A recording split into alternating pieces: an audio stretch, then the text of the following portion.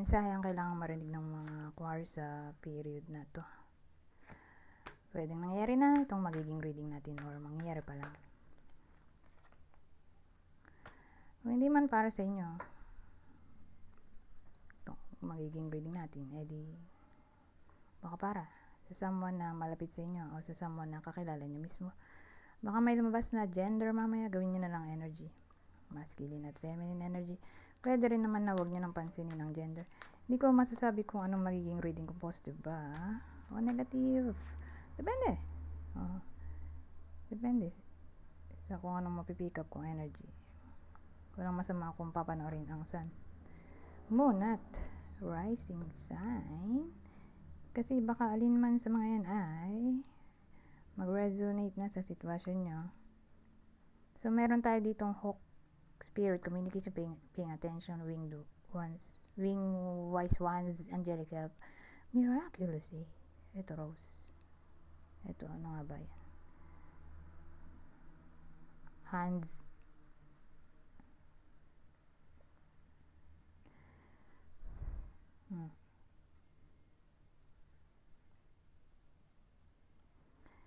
So malaki ang chance ng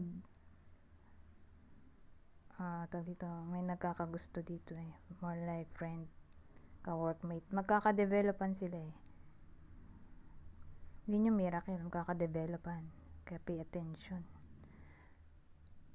attention sa signs kung may gusto. Oh my god, ano ba to?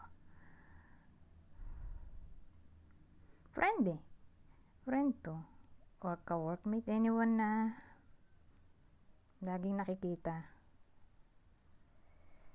nakakasalubong,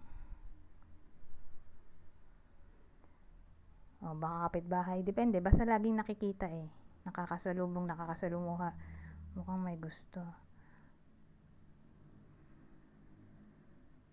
Whether kayo to na may gusto sa magkakagusto or nagkakagusto, miracle aid, parang milagro na type nyo ang isa't isa.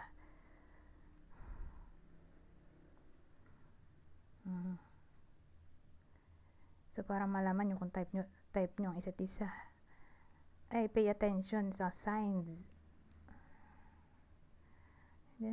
Signs and clues.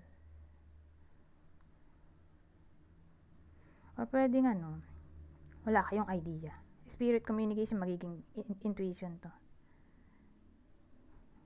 So help mula sa angels na makikilala nyo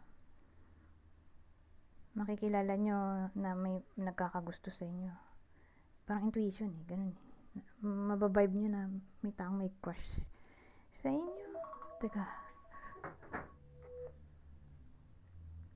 lang.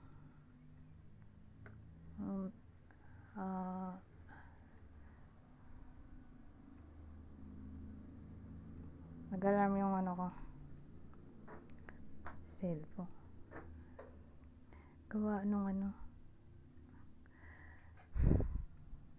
alarm clock. Teka nga lang.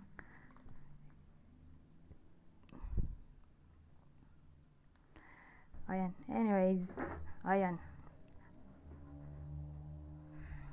Mababibe ng iba sa inyo na may someone na may crush sa kanya.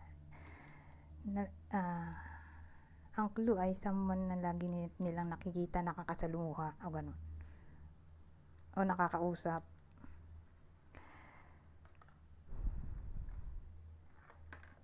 So again, pay attention sa signs and clues.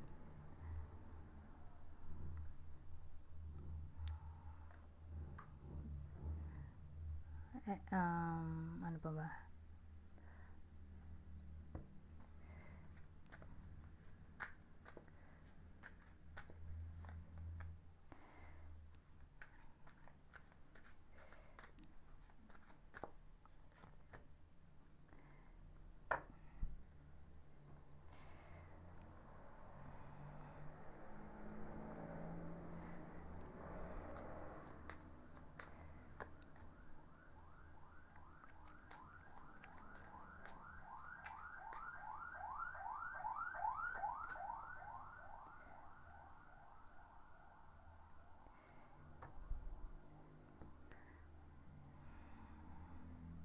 Ayusin ko lang to. So, sabi dito, Shadow Queen, acquiring knowledge, insecurity, manipulation, the lady of the gift, generosity, receiving, withholding. Oh, eto, book, medal. Pero may insecurity to. Acquiring knowledge, receiving, medal. Di may award reward na maaaring mangyari dito, whether kayo to na makaka-receive ng award reward, medal, trophy, or mananalo sa any form ng competition, or kundi man kayo to baka anak nyo, person nyo, or anyone na malapit sa inyo, or mataas grade kung anak.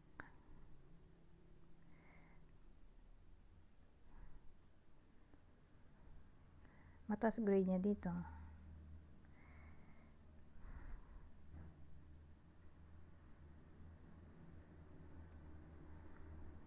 Pero may ibang case din yung negative.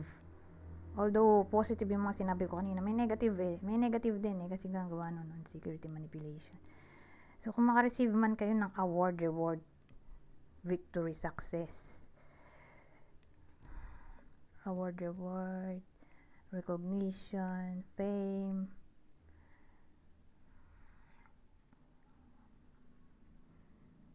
dito parang may inggit.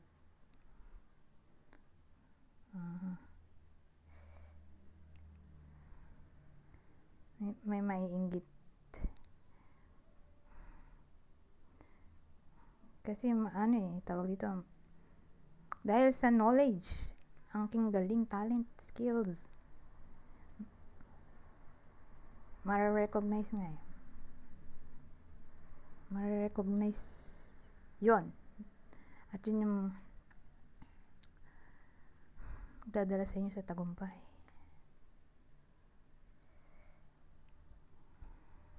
Skill. Kaya lang nga, kapag nakuha nyo tong success, nakuha, receive, success, may someone na insecure. So, kakainggitan.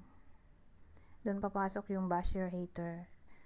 So, ang dating kasi kasabay ng pag-rise ng iba sa inyo sa trabaho nila or hobby, anong pinagkakabalan nila na parang mare-recognize sila doon. Pagtaas nila, kasabay din yung pagtaas ng hater, basher. Sabagay, ganun naman talaga kung mapapansin nyo. Sa mga celebrity, hindi nawawala ng hater, celebrity, musician, mga sikat na musician. Yung mga sumisikat, lagi may basher, Walang nakitang, sikat na walang hater or basher. So, who knows? Baka nga meron. Hindi ko lang alam. Pero madalas lagi may ganun. Minsan nga yung pinagkakakitaan ng iba ng mga celebrity, yung mga issue nila, di ba? Ginagawa nila ng kanta, movie, or interview. So, ang dami manonood nun. Security yung mga hater, basher. Kumbaga, kumikita din sila doon, in fairness So, ayun, beware na lang.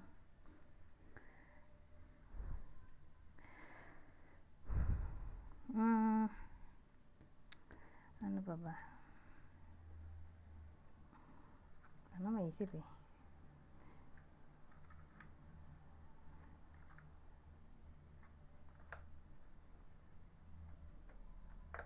So, kaya may success kaya lang tingin ko may inggit sa iba sa inyo. Anyways,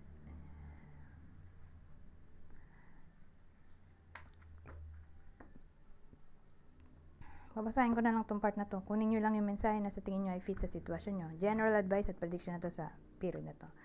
So, sa part na to, general advice at prediction.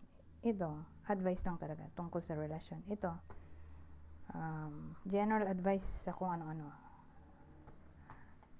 let's say, tungkol sa health, sa love life, sa career, etc. Kuha ako dito ng tig-tatlo. Ayan. Naging 2 na agad. Ayan na to.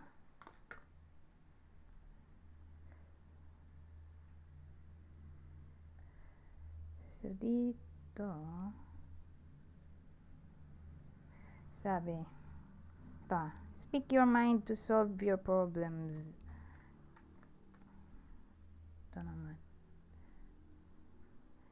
You don't know your own strengths until it is tested.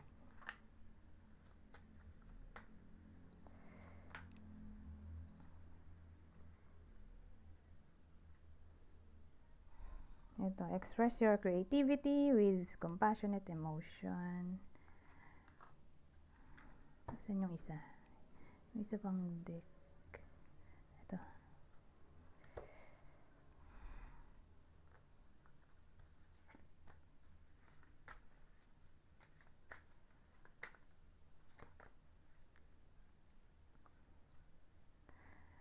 Commitment. Commitment is an important factor to achieve a successful relationship.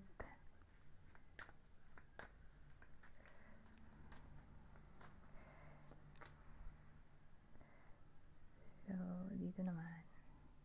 Spiritual. Your spiritual journey is beginning.